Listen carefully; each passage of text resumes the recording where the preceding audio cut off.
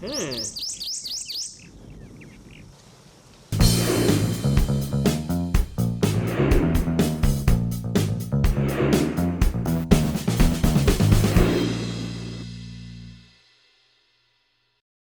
There are lots of fun things to do as a kid. Playing outside with your friends, there's sports, playing video games, riding your bike, and the internet.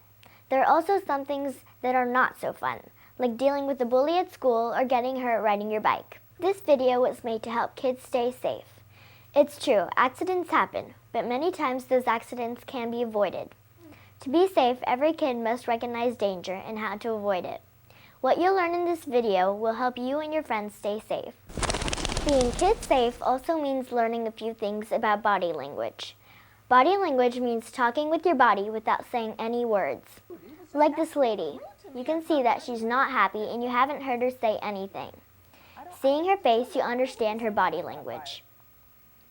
In this episode, we'll talk about the safe neighborhood, Home Alone, A Safe School is Cool, the big bully, the safe bike rider, the stranger, and the safe internet.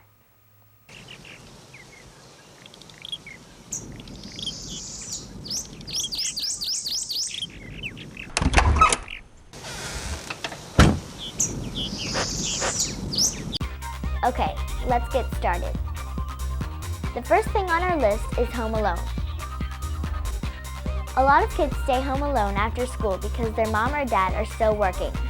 This can be pretty scary, but it doesn't have to be. Here's some things you can do to keep safe when you're home alone. First, make sure you know how to lock all the doors in the house. When you're home alone, lock every door. By locking all your doors, no one can get into the house, but you can still get out if you need to. Second, as soon as you get home, call your parents and let them know that you're home and that everything's okay. This will give them peace of mind and make them feel better about you being home alone. If it starts to get dark outside, turn on all the lights in the house to make it look like more than one person's home. Third, if you get home from school and the door is open, a window is broken, or something just doesn't feel right, don't even think about going inside. It's possible that the person who broke into your house is still there. Instead, go to a neighbor's house who you and your parents trust. Let them know what's happened, then call your mom and dad and tell them where you are. Fourth, never leave the house without checking with one of your parents first. Make sure it's okay with them before you leave. If they give you permission to leave, don't go anywhere else. Your mom or dad should always know where you are and how to reach you if they need you. Fifth, always keep your mom or dad's work number close to the phone so you can call them if you need to. You should always know all your parents' phone numbers, including their cell phone number. Make a list of all the phone numbers you need to keep by the phone, as well as a trusted neighbor's phone. This way, you'll be prepared just in case you need a call. Sixth, in case of an emergency, what should you do? This is something you should talk about with your mom or dad. Ask them to write down all the phone numbers you might need in case of an emergency. One of the most important phone numbers for you to remember is 911. By dialing 911, you can reach the police, the fire department, or a doctor if it's an emergency. Here are some examples of real emergencies: a fire, a stranger wandering around the neighborhood, or someone trying to break in. Seventh, don't let anyone know that you're home alone. If someone calls, don't tell anyone that your mom and dad aren't home or that you're the only one at home. When you're home alone, here's the wrong way to answer the phone. Hello? Hi, is your mom home? No, she's not home right now. Okay, then let me speak to your dad. He's not home either. It's just me. To keep safe, you and your family should be the only ones who know that you're home alone. If someone asks to speak to your mom or dad, tell them that they can't come to the phone right now. Hello? Hi, is your mom home? She can't come to the phone right now. Okay, then let me speak to your dad. He's busy, but I can take a message and have him call you. Sure, that'll be fine. My name is Bill Johnson. Write down their first and last name and their phone number. Repeat it back to them to make sure you wrote it down correctly. Okay, Mr. Johnson, your phone number is 555-4747? That's right. Okay, bye. Let's say the person on the phone won't hang up. They really want to speak to your mom or dad. Here's what you can do. Hello? Hi, is your mom home? She can't come to the phone right now. I really need to speak to your mom. Okay, just a minute. and while you're holding the phone in your hand, count to 10. Then say to the person on the phone, "My mom said for me to please take a message, and she'll call you back. What is your phone number?" Then write down their name and phone number. But what if the person on the phone says, "Okay, if I can't talk to your mom, let me speak to your dad"? How would you handle the situation? My mom said for me to take a message. All right, then let me speak to your dad. My dad isn't home, but I can take a message. Sure, that'll be fine. My name is Bill Johnson, and your dad can reach me at... Well, it's okay to tell the caller your dad isn't home when you've already said, "My mom can't come to the phone," and to take a message.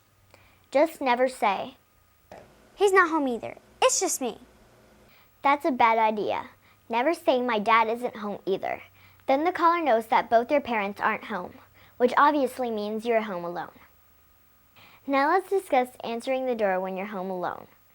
Actually, you should never answer the door when you're home alone. Unless you and your parents have made arrangements for someone to come to the house, don't answer the door, even if you know who it is. Why not? You never know who may be watching or listening. It's just not safe. And make sure you can't be seen through windows or doors. Again, every door and window should be locked. Remember, most people are interested in your safety, but some aren't. Remember these rules at all times and those given to you by your parents. They will help you stay safe when you're home alone.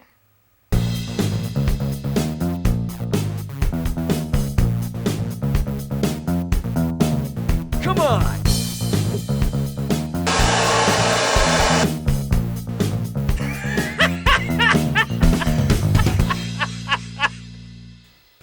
Now let's talk about the big bully. I had heard on TV shows that there were bullies, but I had never thought I'd run into one. First or second week, I realized it was true. I saw people getting bullied on the bus, and then my next door neighbor started getting into bullying. Most everyone has been bullied or will eventually be bullied at some point. Most of the time, the bully is harmless and the teasing stops, but there is a point when the bully goes too far. Hi, Sarah. Hi, Why didn't you ride the bus home today? because I walked. Why did you walk? Because I wanted to. No, it's because you're fat and you needed the exercise. I am not. Sarah's fat. If you're the one being bullied, there are some things you can do when the teasing has become a big part of your day. First, you should tell an adult that you trust what is happening. It can be your parent, a teacher, or counselor, or the principal.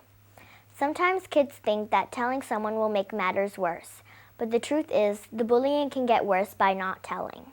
You should never feel embarrassed or ashamed. You should never feel that you're the only one that can handle this. Telling a responsible adult is the smart thing to do. Never blame yourself for being bullied. They just want to get you upset. Remember that a bully may be picking on someone because they have low self-esteem. They may not feel very good about themselves, and to feel better, they find someone to pick on. You should also tell your friends. You may find how much your friends care about you when they stick up for you, which can also help to drive the bully away. Avoid putting yourself in situations where you know someone will bully you. You can move seats, sit close to a friend or even an adult, and be mindful of your surroundings. What'd you do with my ball? If you see someone else being bullied, there are some things you can do to help. You know how horrible it feels to be bullied, so stick up for them. Why can't you just leave her alone? Let's go. Never join in on exchanging insults, even if the bully taunts you to join in. You actually have more options than you Hi, realize. Sarah. Sometimes humor can be the best defense against a Why bully. didn't you ride the bus A home joke today? or a laugh can cause the bully to Because I move walked. on and leave you Why alone. did you walk? You can also try one of the easy comebacks to get them No, to it's move because on, you're fat and you like need the these. exercise. Why waste your time on me? Try someone else. That's ridiculous, but whatever. I don't do this to you. Why don't you think about that? Here we go again. Tell me when you're done. If the bully doesn't respond to one of these comebacks, don't start trading insults. This will only make the bully try harder to embarrass you or make you look bad in front of others. Never carry a weapon for protection. It will not make you safer. Showing a weapon to a bully can cause any situation to escalate into violence. If you get into an argument, you or the other person might get seriously hurt. Don't forget, guns kill. Some kids have actually died carrying guns. You should realize that any weapon you carry could be turned on you or someone completely innocent. You should also stay away from kids who think fighting is cool or tough. The smart thing to do when dealing with any bully is to avoid a fight. Getting mad, angry, or even fighting only makes things worse. Remember, you're less likely to fight if you're not carrying a weapon. And always tell a police officer or a responsible adult if you see someone committing a crime. But what can you do to keep someone from bullying you in the first place? When approached by a bully, What you do with my ball? you can also say nothing and just use your body language to show them that what they're doing isn't having an effect on you. Using body language can help to make the bully stop and hopefully move on. Just stand there with your feet firmly on the ground, and whatever you do, don't show a facial expression that says you're mad or angry. If the bully sees that he or she isn't getting anywhere, this may cause them to stop. Remember that a bully usually picks on someone that appears to be weaker than they are. If you look confident and strong, a bully is less likely to pick on you. Get in the habit of acting confident by holding your head up and keeping your shoulders back. Which one of these two kids is less likely to be bullied? If you said this kid, you're right. This person appears confident and is less likely to be bullied. The shoulders are back and the head is up. Notice the chin level. This chin level shows confidence. This chin level shows a lack of confidence. And this chin level reveals you think you're better than anyone else. So use this chin level to demonstrate confidence. Looking and acting confident is the best way to keep a bully away.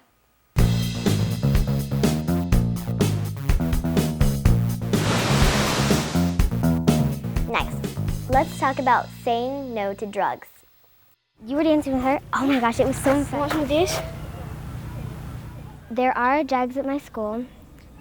None of my friends do them. I just say no. The fact is, drugs are dangerous. Drugs can kill. Most kids start taking drugs to fit in. It's called peer pressure. Some experiment with drugs because they're curious. If someone you know takes drugs, will you feel pressured to join them? What's the best way to say no to drugs? What? Are you kidding me? You're kidding, right? No thanks. Drugs are stupid. I hope that gives you some ideas about what you should say to someone who offers you any kind of drug. You should never be embarrassed about saying no to drugs. It's the right thing to do. It's also the smart thing to do.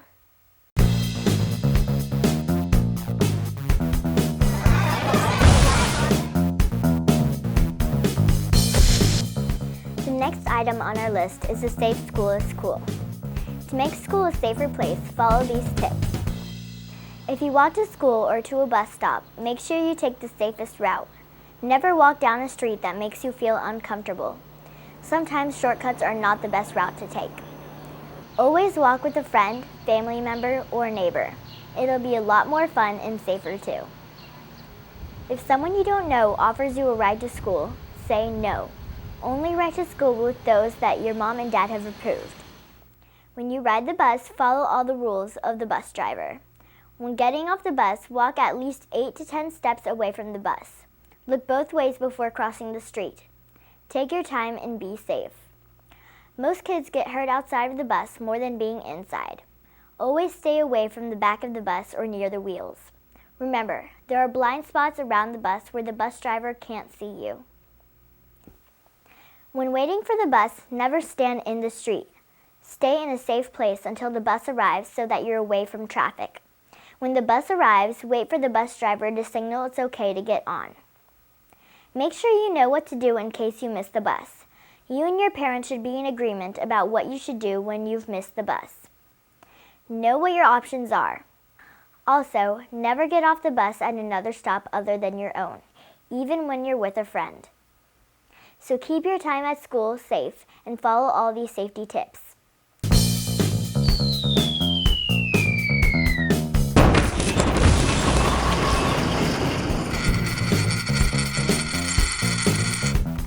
Now let's move on to the safe bike rider.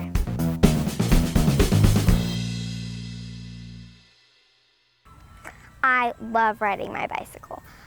I usually ride around the cul-de-sac, but when I do, I pretend that I'm in a car. But I always try to be safe. Riding your bike can be a lot of fun, but accidents do happen. How can you enjoy your bike and be safe? By learning safety rules. Every year, over 100,000 kids go to the emergency room because they were in a bike accident. Many of those kids were hurt pretty bad, and some even died from head injuries. This brings us to the first step in our 9 steps to bike safety. Always wear a helmet. Head injuries are the most common cause of death for bike riders. That's why wearing a helmet is so important. Wearing a helmet means protecting your brain. Next on our list is check your bike. Make sure it's ready to ride. Do the tires have enough air? Is the chain working or is it off track? How about the handlebars? Accidents can happen when the handlebars are loose. Now let's move on to bright clothes are best. When riding your bike, you need to be easily seen by the cars on the road. Just because you can see them doesn't mean they can see you. Always wear bright colors. Fluorescent colors can easily be seen any time of day. Next is to avoid riding at night. Riding your bike at night can be dangerous. Cars on the road can see you better during the day than at night. Put reflectors on your bike, usually white in the front and red on the back. Alright, let's discuss you and the road. The first rule of the road is to obey all traffic laws. Your bicycle is a vehicle on the road and you are the driver. First, ride with the flow of traffic, not against it. You should always yield to traffic. What does that mean? Before you cross any road, allow the traffic to clear before you cross. This is always the smart choice. Never assume that a green light means that the traffic has cleared. You are smaller than the cars on the road. It's very possible that the driver just doesn't see you. Also, ride your bike in a straight line, not in and out of cars. If you move in and out of cars, you can't be seen until it's too late. That means a serious accident can happen. A safe bike rider should always stay alert. Watch what is happening around you. Watch the cars on the road and stay alert. You should always look before you turn. When making a left or right turn, let the traffic clear in all directions. Make sure it's safe before you go. If you're crossing the street, make sure to cross only at a crosswalk. If you're riding down the sidewalk, never assume that you're safe from cars. Pay attention to the cars in the driveway. A car may back out. Remember to always stay alert. Next, watch for road hazards. A road hazard is anything in your path that can cause an accident. It can be a parked car or even a dog crossing your path. You should also watch for potholes, streetlights, and street curbs. Finally, let's talk about wearing headphones. You should never wear headphones or listen to music when riding your bike. Riding your bike can be great fun. Follow the rules of the road at all times and stay safe.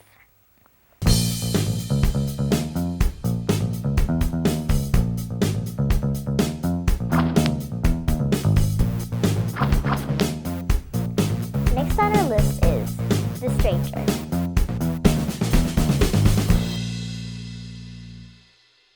There are many people in this world, and most would not want to harm you. However, some might want to hurt you. But it's impossible to know for sure when someone is nice or when someone is not nice. Here are some tips that will help keep you safe. Number 1, always tell an adult where you're going and then call them when you get there. Number 2, always make sure someone you trust knows where you are at all times. Number 3, always take a friend. If a stranger is nearby, they're less likely to approach you if you are with someone. Think of it as if you are each other's guardians. Number 4, pick out safe areas on your way in case you need to use one. Safe areas are public places where someone could help you if you were in trouble. These could be libraries, fire stations, or grocery stores, for example. This is where you really need to trust your own instincts. If you feel nervous, trust your feelings and turn back to a more familiar route. One time, me and my friend were walking home, and we saw a scary man following us, so we just ran to the library. Number 6, and the most important tip, is being approached by a stranger who is either walking by you on the street or in a car. They may pretend to show you something or ask you directions for help. Remember this. Grown-ups who do not know you should never ask you to look at anything or ask you for help. A nice adult who respects your safety will not get too close to you. Keep your distance. Create an imaginary line between you and the stranger that you feel is safe distance and continue on your way.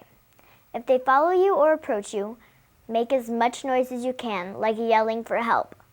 Make it obvious to people nearby that you do not know this person and that they have crossed the line. So remember, it is very difficult to tell which strangers are nice and which are not. But if you follow these simple rules, you won't have to worry about it because you will be safe amongst them all. Yes!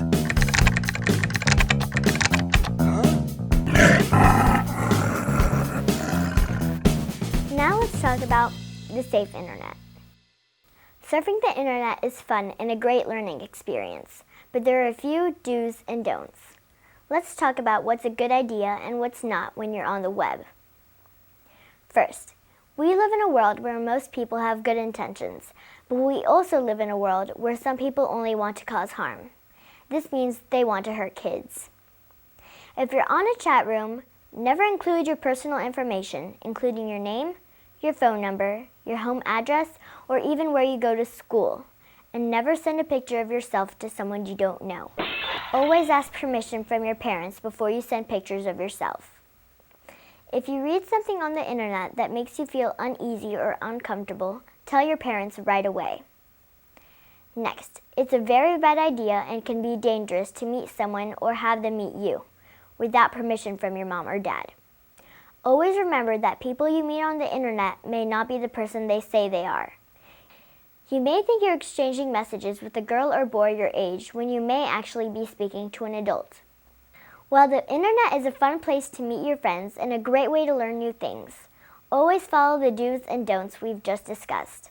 This will make the internet a safe place.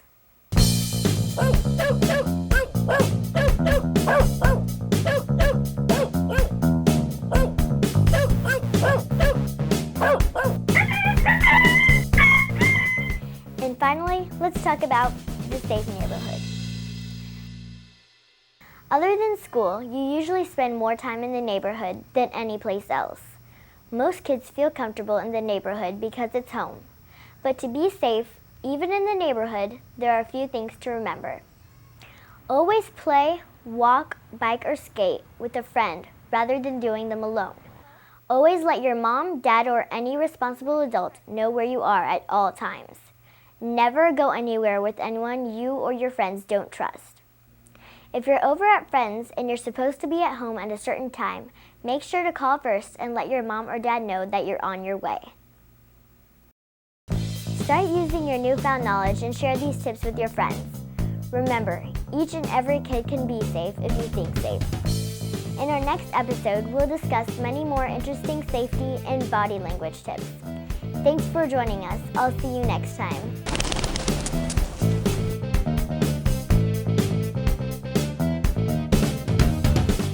I love that green shirt with the camo pants. He looks so cute in it. I heard Stephanie has a huge crush on him. Yeah, still can't believe it. I mean, it's just a shock. You've got to try this ice cream. It is so good. 1 second, my mom is beeping in. Hey, Mom. Wash the dishes. Vacuum my room. Yes. Yes, Mom. Did the laundry. Everything's picked up and spotless. You're where? You're in the driveway?